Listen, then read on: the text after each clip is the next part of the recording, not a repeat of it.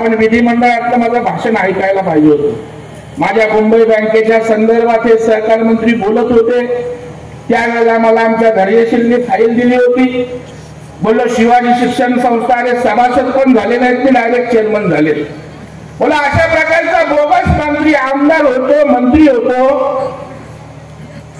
परंतु आता तुम्ही त्याला त्या ठिकाणी थांबवण्याची आवश्यकता आहे। मला कोणीतरी सांगितलं येताना, त्या ठिकाणी मला भाषण त्यांचं दाखवत होतं माझा सहकारी, त्यांनी सांगितलं मी 5 वेळा आमदार झालो, आता त्या ठिकाणी मला षटकार मारायचा आहे, मी षटकार त्या ठिकाणी मारणार आहे।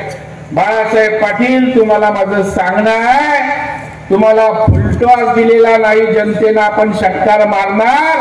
तुम्हाला आमच्या देवेंद्रजींनी यॉर्कर टाकलाय, तुमच्या दांड्या गुल केल्याशिवाय मनोज घोरपडे आणि इथली जनता त्या ठिकाणी गप्प बसणार नाही।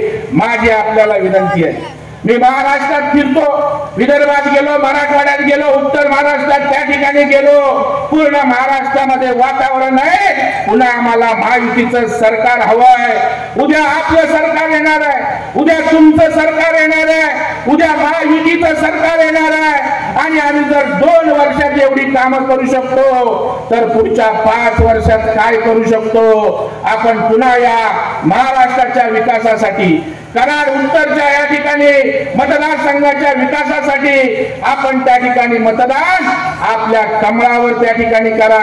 अरे तू 25 वर्षात विकास बोलतो, माझा रहमतपूरशी संबंध नाही, माझ्याकडे आमचे काका त्या ठिकाणी आमच्या भारत माझ्या पीए बरोबर आले, बोलले काशीद गल्लीमध्ये कुठे हनुमान मंदिर आहे, 15 लाखाचा निधी हवाय, प्रवीण दरेकरनी रहमतपूरला 15 लाखाचा निधी दिला, तुमच्याकडे येऊन तुम्ही देऊ शकला नाही, प्रवीण दरेकरने दिला, त्याच्यामुळे आता तुम्हाला घरी बसायचं आहे। आणि त्यामुळे माझी बांधवांना विनंती आहे, ही निवडणूक तुमची आहे, ही निवडणूक जनतेची आहे, ही निवडणूक युवकांची आहे, ही निवडणूक माझ्या लाडक्या भगिनींची आहे, ही निवडणूक शेतकऱ्यांची आहे, युवा वर्गाची आहे। या भावनेतून आपण साऱ्यांनी या ठिकाणी काम करावं आणि मनोज घोरपडे यांना 50,000च्या वरच्या मताधिक्यानं कमळावरच्या समोरील बटन दाबून विजयी करा, अशा प्रकारचं कळकळीचं आवाहन मी आपल्याला करतो। आणि तो विजयाचा गुलाल उधळण्यासाठी आपल्या राजांसोबत मी आपल्याकडे या ठिकाणी येईल एवढा विश्वास या ठिकाणी व्यक्त करतो।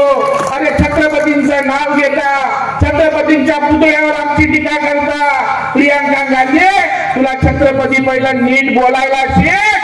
छत्रपतींचा वंशज आज आमच्या व्यासपीठावर आहे, आमच्या मांडीला मांडी लावलाय, छत्रपतींचे विचार घेऊन आम्ही या ठिकाणी रयतेचं राज्य चालवतो। त्यामुळे छत्रपतींचे त्या ठिकाणी आम्ही सगळी मंडळी मावळे या ठिकाणी महायुतीला विजयी करू, अशा प्रकारचा निर्णय व्यक्त करतो। आणि आपल्या समोर आपले राजे उदयनराजे भोसले यांना मी विनंती करतो की उपस्थित जनसमुदायाला आपण मार्गदर्शन करा।